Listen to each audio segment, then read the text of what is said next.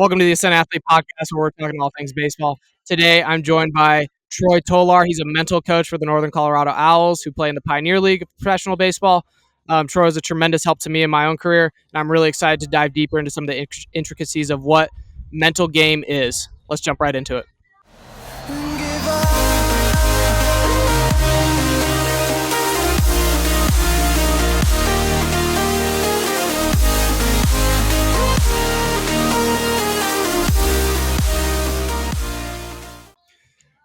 So today I'm joined with Troy Tolar. He's been a tremendous help to me in my own life, in my own career. I'm super excited to kind of get into some of these intricacies of what neutral thinking is.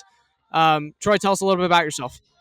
So like Josh said, I'm the mental training coach for the NOCO Owlz now. I have a master's in coaching that was focused on sports psychology and positive coaching. And then before that, I played at CSU for college baseball, and then I've been coaching baseball for 20 plus years now. Fantastic. Tell me how you first got introduced to neutral thinking. So I actually got introduced into neutral thinking during the Positive Leadership Summit with John Gordon, which is, if you've never watched that, that's its own amazing thing. But they had the UCLA women's basketball coach on there, and it was during COVID, and they were talking about how they help their athletes get through the challenges of COVID, and also just increase their mental training through neutral thinking in their sport. And it was through this book called "It Takes What It Takes" by Trevor Moawad. And so I was like, I'm gonna read that and give it a shot. And it really changed the way I think about how I want to mentally train athletes and how to approach that. I'm so excited to dive deeper into this, because when I was first introduced to this concept of neutral thinking, I was like, you know what? This actually makes a tremendous amount of sense. In a world of where it's a lot of negativity or positivity, there's this kind of third option of neutrality that, to me made a lot of sense and something I really wanted to dive into. So in your own words, describe what neutral thinking is. Neutral thinking is really all about just being present in the moment. And that can be in life or in sports, and you're just focused on that next moment, that moment you're in. Because, as athletes, we hear all the time, like, hey, just be positive, stay positive, and when you're 0 for 3 and you have 3 strikeouts, it's positive is fake. You can't be positive in that moment. And I think that's the biggest thing that I related to with that is like, no, they really don't need to be positive. They need to be neutral. It's the ability to learn what we can from what's happened before, whether that's positive or negative, and then focus on that next moment, that next play. And so really it's just all about being present, not letting our highs be too high or our lows be too low. The other way I like to describe it is, think of a car. If you're in reverse, you're in negative thinking, and you can't go straight from reverse to drive in a car. You're going to drop your transmission, right? And same thing with our thinking. We can't go straight from negative to positive. It just doesn't make sense. But there is this neutral thinking. Getting back to neutral is what we say all the time. And when we get back to neutral, then we're present in that moment. We can take what we need to learn from the moments in our past, but we're not focused on the future. We're not focused on the past. We're focused on that next present moment. Yes. And there's so many hard-hitting quotes in "It Takes What It Takes" by Trevor Moawad. And like I've become more of an avid reader as I've grown older. I'm big on audiobooks now, but if there's a book that I highly recommend you read, it is "It Takes What It Takes" by Trevor Moawad. It totally changed my life, totally changed the way I thought about the game of baseball and just like how I operate on a day-to-day basis. One of the quotes that I want to pull from that book right now, and you kind of touched on it a little bit, when talking specifically about being in the present, Trevor addresses the past, and he specifically says, and I might butcher the direct quote a little bit, but the past happened. It's true. We're accountable for it, but the past is not predictive. That is so incredibly powerful to me, especially in a game based around failure, where your past, you failed 100%. Everyone who's ever played baseball has failed. And that quote just hit when I remember reading that and being like, my entire life has changed now. It's pretty incredible. And like you said, there's hundreds of quotes from that book. And you and I we could spend a whole 3 podcasts just talking about quotes from that book. But yeah, I love that quote too. It allows you to free yourself from the negative things that have happened and not carry them over into the present moment. Absolutely. The next thing I want to talk about a little bit is just like the anchor statements, and it was actually really cool. For you guys that don't know, I used to play for the Owls. Troy used to be a coach of mine, and I'm kind of back here seeing everyone right now, and it's really cool for me. It's a really good experience to see all the guys again. But um, seeing guys in the dugout today even just go over what their anchor statements are with Troy, to me was just like a little bit of a full circle moment. Like, wow, man, they're still doing it. They're still getting better at it. And not only is it changing their baseball game, but it's changing their lives. So let's talk a little bit about what anchor statements are and just kind of dig deep into the nitty gritty of it. Yeah. So anchor statements are, statements that we use to help get ourselves back to neutral. It's our way of saying, a couple quick cues of anchor statements that allow us to speak truth to ourselves, to bring us back to that present moment, to separate ourselves from what happened before, whether it's positive or negative. And it's really about just speaking truth. Like, I know that I've done this before. I know I can compete in this league, because it's easy to get stuck in a negative mindset when you're in a slump and things like that. And it's really important to have anchor statements and cues that we go over before every pitch to bring us back to neutral. And that's incredible too, even as I'm more on the coaching side of things now too, where when we coach specific athletes, especially at Ascent, we try to stay in that external cue kind of range where we're not trying to get too mechanical. Like, obviously there will be some mechanical focuses every now and then, but the majority of our training is like, let's see if we can figure out a way for this guy to move in his own efficient way, giving him external cues, right? It's not going to look the same for everyone. We want to maximize out which with each athlete. My goodness. And so one thing I do with that is like, and you'll remember that, when we first started talking about our anchor statements, I asked you, when your swing is right, when it's perfect, what do you think you do well that helps you get there? And that's always the question. I'm never like, these are your anchor statements and you have to do these, because it's never the same for everybody. Everybody's are different. And so I always go back to the athlete and be like, hey, what do you do well? Okay, when you do that well, why do you think that went well? And then when they tell me, then I help them shorten those cues into their anchor statements by what they know when they're successful, what they're doing well. It's incredible, man. And truthfully, like, and you and I talked about this a lot when I was still playing, but when I was going good, the thoughts were really simple and it was never mechanical. It was always like my statements when I played were, I'm on time, I'm connected, I'm the best. Like, I just repeated that to myself all the time. And it's hilarious how when I started going bad, my first thought was like, oh, there's something wrong with my swing. There's something wrong with my swing immediately, right? Where like in a game of baseball, in a game of complete failure, like, it's probably not your swing, man. Like, the game's just hard. Maybe you're just off time, like whatever it may be. I always had those anchor statements to fall back on and try to get me back onto that neutrality, to get into that drive, to get back into that positive mindset. Yep, that's exactly what we're trying to do. It's just a way to keep us centered and keep us in the present. And one thing I just wanted to mention with those anchor statements is we train guys to use those, in the games before every pitch, but also in their training. And I think that's the most important thing. If you train using your anchor statements before every swing in BP, before every pitch in your bullpen, like, you're going to have those ingrained in you. They'll become your habit. And then when you get on the mound, it's even easier. And then you have so much data of when you've used those anchor statements and been successful with them. Absolutely. And I have a couple things to touch on for that. But the first was, I think I've mentioned it in both podcasts we've done so far, but I love the Trevor Moawad quote of, you can train everything. You can train every little bleeping thing. And that's what that translates back to. And the second thing I want to touch on that I think is just hilarious, that the elite of the league do it, and sometimes they don't know they're doing it. But I recently had the chance to kind of hang out with Caleb Smith, who's a big league pitcher. He's a free agent right now. He's coming back from Tommy John surgery. And we were actually out on the golf course, and I asked him, like, were you big into the mental training? Are you big into the mental training? Like, what do you think of it? And he's like, no, I don't really do that. Like, guys have asked, like, I've never really kind of gone into it. And I'm like, what are you thinking on the mound, like, when you pitch? And he's like, I visualize every pitch before I throw it. I just know for a fact that when I think, don't hang this changeup, he's going to hit a homer, 9 times out of 10, I hang that changeup and they hit a homer. And I was just, like, I almost just sat there and laughed. And, like, I didn't say anything to him, but I was just like, dude, that is some of the most neutral stuff you can possibly do for your game, and you have no idea what you're doing.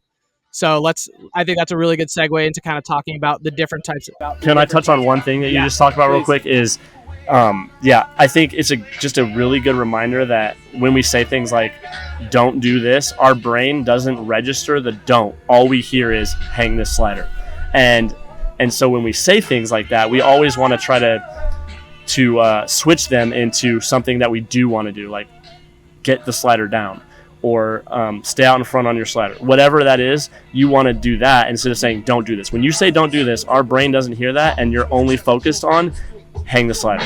And so you got to really think about how you approach your thoughts to yourself in those moments. Fantastic. Fantastic. And that's a good segue, actually, even better, too. The different types of thinkers in the world. And Trevor does a really good job of identifying those in his book. But there's basically conscious competence, which is the elite of the elite.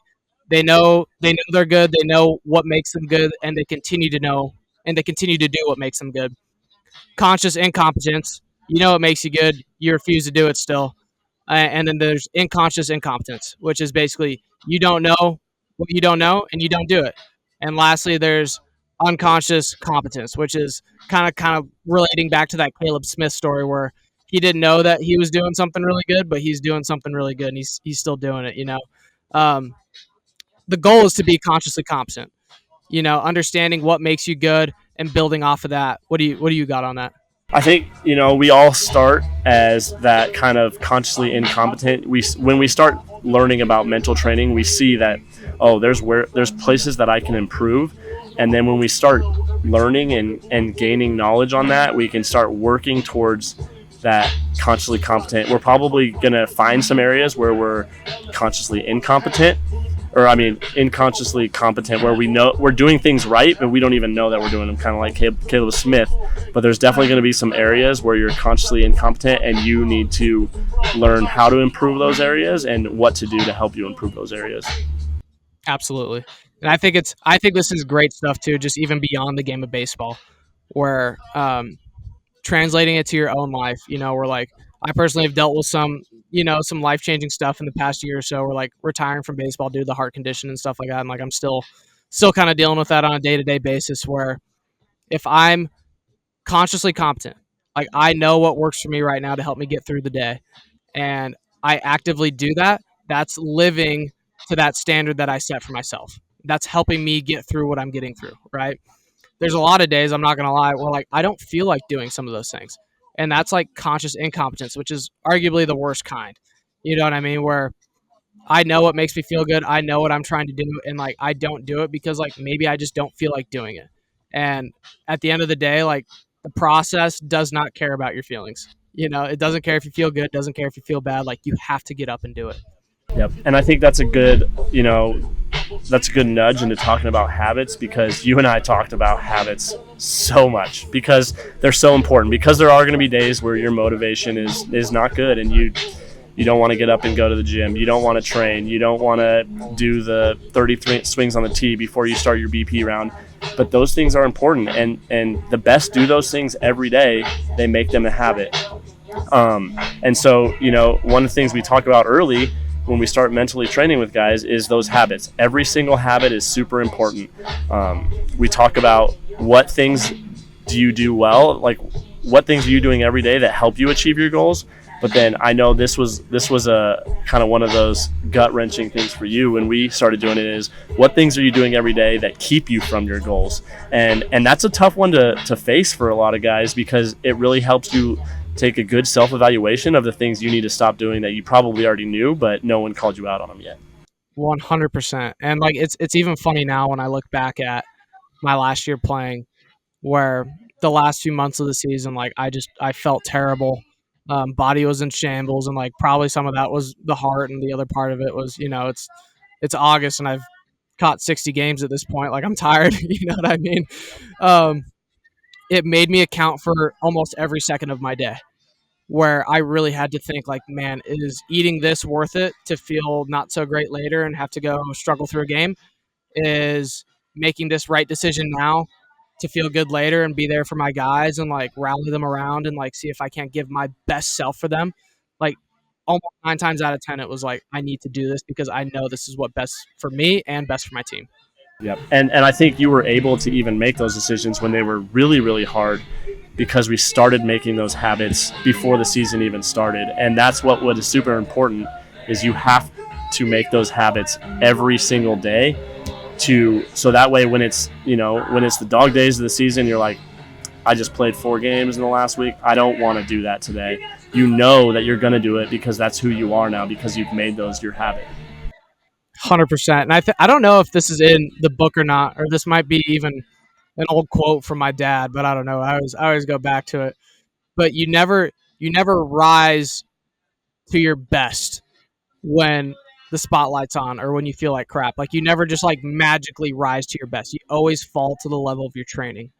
And just goes back to like, dude, you can train everything. And I remember going through that coming into the season where like I would take BP rounds of, okay, like let's focus. Like every swing, I'm doing my anchor statements before I take my hack.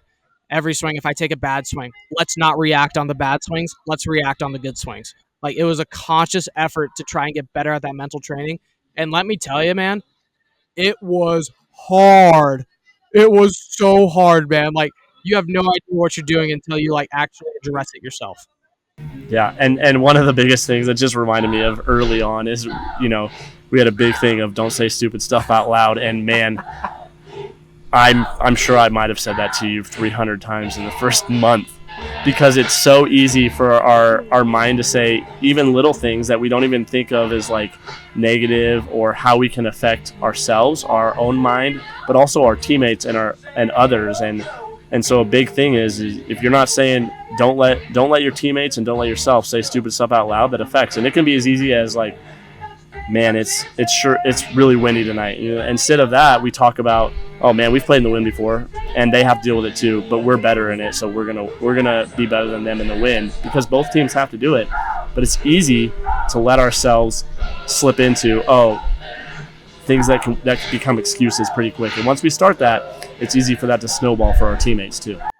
100%, man. Like I just think it's incredible, especially for me when I started diagnosing almost. Man, I say a lot of stupid stuff out loud. I'd show up to the field and be like, man, my body's hurting today. Like, they don't need to know that. Like, nobody needs to know that. They all know that. Like, it's fine. Like, just go out there, give it your best. Don't say stupid stuff out loud. I think that was the other one that I really wanted to touch on from the book with you. Just like how big of an impact that made for me. And when I talk specifically about even doing it in BP, right? Like taking it to your training.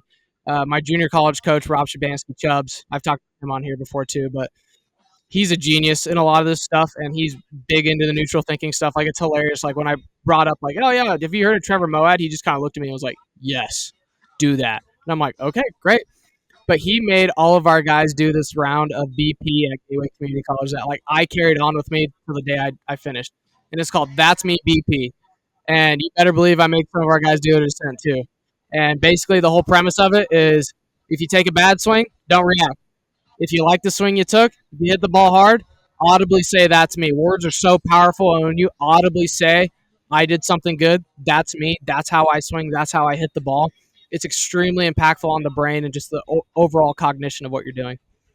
Yeah, you're building confidence through that. I love that. And the that's me BP, we've talked about that a lot too, and it's so powerful, especially eliminating negative body behavior. I actually just had a conversation with a pitcher today, like, hey, you're throwing your bullpen, don't let me know whether you like the pitch you threw or you didn't like the pitch you threw by your body reaction, because threw a backed up slider and then all of a sudden his head's going one way and everything. And we really had to talk about that. And I said, the way you throw your bullpen is the way you're going to throw on the field. And if you're having negative body language out here, you're going to have it on the mound. And so every moment is a training opportunity to eliminate those negative things and then celebrate the positive things, because every time you celebrate those positive things, you're creating memories in your brain of you doing the right thing that you can then go back to in those tough moments. You're like, oh, I threw this slider today, this put away slider I need to throw now. I already threw this one in the bullpen today. I know I can do it. I've done it 100 times. I'm going to throw it right now. I think when you talk about even pitchers doing that in general, my mind always goes back to that Max Scherzer video. And it's I think it's from years ago, right? I think he was still with the Nationals at the time. But he's throwing a bullpen and he throws a pitch he likes and he just goes, boom, with his wrist and hand like that. And it's like, yes, man, like if you do something good, celebrate it, man. Like this game's so hard. Like celebrate the little things. Like there's no rule against that. Like, yes, it's a game, man. Like, oh my gosh, like I tell you what, and it's funny to even talk about what I remember most from like my playing days. And like, dude, I don't remember my last at bat. Like, I really don't. Like, I remember the relationships I created with my teammates. I remember those crappy bus rides where we'd leave at 10 p.m. and then wake up at 5 a.m. and we're there and we got to play a game. Like, that's what I remember. Like, that stuff's fun. I promise you, at the end of the day, like the memories and you creating some sort of repetition and routine for yourself as far as your playing career goes is going to go way further for you than like having a good one-off game here and there. And going off that, you know, we've touched on it a little bit, but like this stuff trains you for life too, because you know, neutral thinking has helped me in my life, and I know that it's helped you in yours. You've told me that, and you know, when you found out the news about your heart, you know, you're like, if it wasn't for neutral thinking right now, like I don't know how I would react to this. I don't know if I'd be able to make it through this, and so these things, you know, they're not just training us for the game; they're training us for life, for our relationships, how to be present with our family, with our friends, with people in general, and how to handle tough things, because tough things are going to happen in life, not just in baseball. Absolutely. And I think it's crazy too, because I remember when I first got the news, like I immediately called you and Skip, and I remember telling you, I was like, dude, neutral thinking saved my life, because I was always Josh Glenn, the baseball player. That's all I ever knew. And like, if I'm being real, like truthfully, like I still deal with that sometimes, where it's like, man, I don't play baseball anymore. Like it's hard. It's not an easy thing to get over, but having the neutrality of that's the past. That's not who you are today. Like your playing career didn't define you. What you did on the field didn't define you. What you're doing right now is defining you. And our habits going forward, our habits that we create to build upon and build what we're doing in the future, that's who you are. It's not what you did, it's what you do. Yeah. And I think we talked about that mid-season last year, you know, when you were going through a little bit of a slump. I know that I told you, like, whether you have the best game of your life or the worst game of your life, that doesn't change how I feel about you as a person, because your identity is not as a baseball player. That's never going to be who you are as a person, and that's something to remember, because it's so easy to get wrapped up in that. But when you do, everything is tied to how you perform every night, and it's just not a successful way to play. You can't live that way. You can't play that way. It will never give you good results in the end. I remember our first trip to Billings last year, where I think I caught like 5 games there out of 6, and your boy didn't have a hit the entire week, man. Oh my gosh, I was down so bad, so tremendously bad. And like I also got some news about my family that wasn't great. Like my mom was going through some health issues at the time.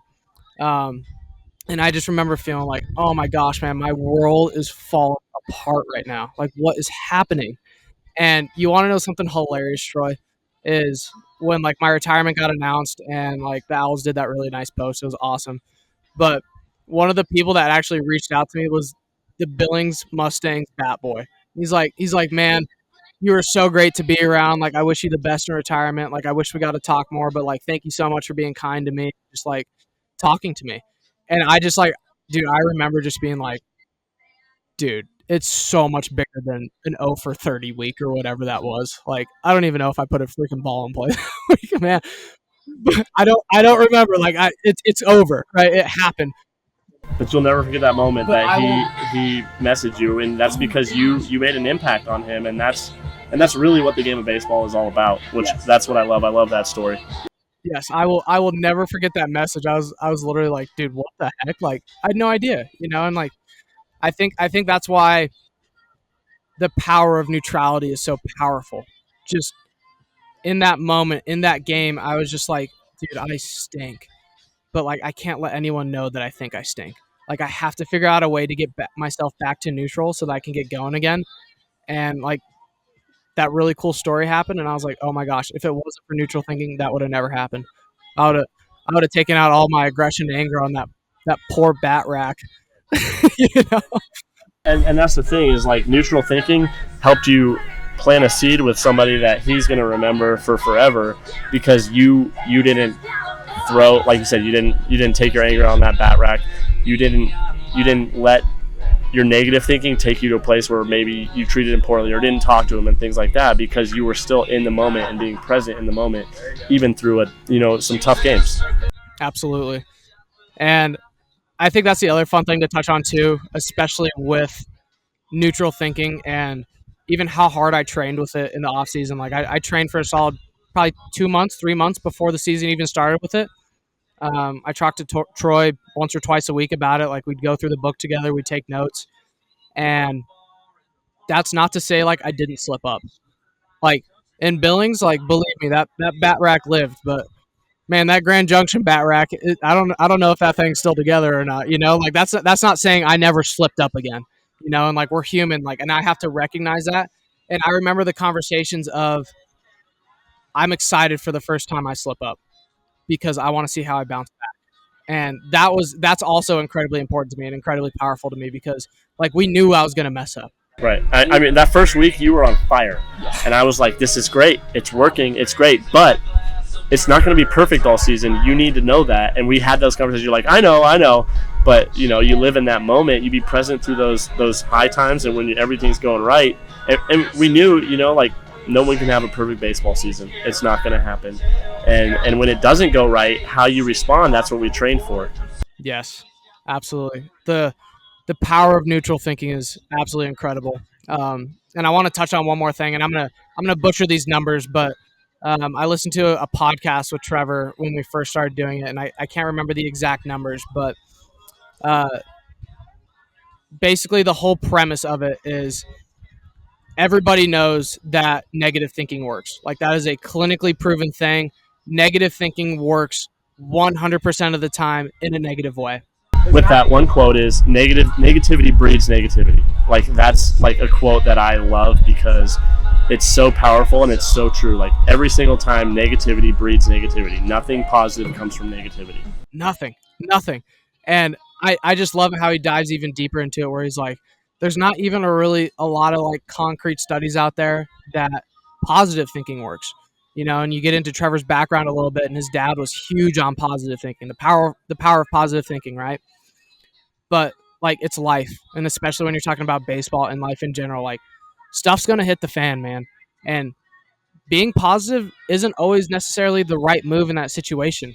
A lot of the time, it's like assessing the situation for what it is, making your move, and going from there, and just accepting that the situation, like you're gonna have some grace with some failure, and forgiving yourself, and just moving on. Yep. And I think one of the things that we got to by the end when we were like really heavy and you were really locked in on neutral thinking is what's the next right thing to do, and that's really what it comes down to. What do I need to do right now in this moment? What's the right thing I need to do in this moment? And if you stay there, a lot of good things will happen for you. What does this moment require of me? Oh man, I'll remember that forever too. I will too. It's such a great one, and I use it all the time with everybody, but also with myself. I think I need that more than anybody. Like, what do I need to do right now? Oh, dude, I use that every day, man. I still do. Because there's a lot of days I just feel like crap still, and like I can't. Like the moment requires more of me, and that quote of getting through it, like I need to be there. Like this moment requires me to be there, has gotten me through a tremendous amount, playing and post playing. And I think just one more thing is it helps you eliminate that selfishness and that pride. And you and I have talked a lot about that. Maybe another time we can really dive into that, but just really helping you not let pride get in the way of where you want to be and who you want to be as a person on the field and off the field. It's incredible, man. It really is. I mean, you and I even had a conversation about pride before this. We're like, we're both very aware of what neutral thinking is. We're both extremely consciously competent that we know what the right thing to do is. And you and I are still dealing with pride.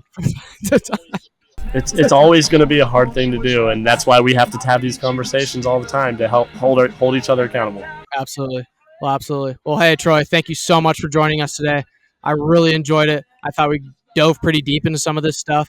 I definitely think this is a future episode coming down the road again, too, where we can dive a little bit deeper and get a little bit more into the intricacies of neutral thinking and how to apply them. But this is incredible, man. Like this stuff changed my life, and I'm so happy to share it with the viewers. Yeah, I would love to do another one, and it's been an absolute pleasure. I'm honored that you even asked me to do this. All right, thank you again for listening, guys. We appreciate it. We'll see you next time.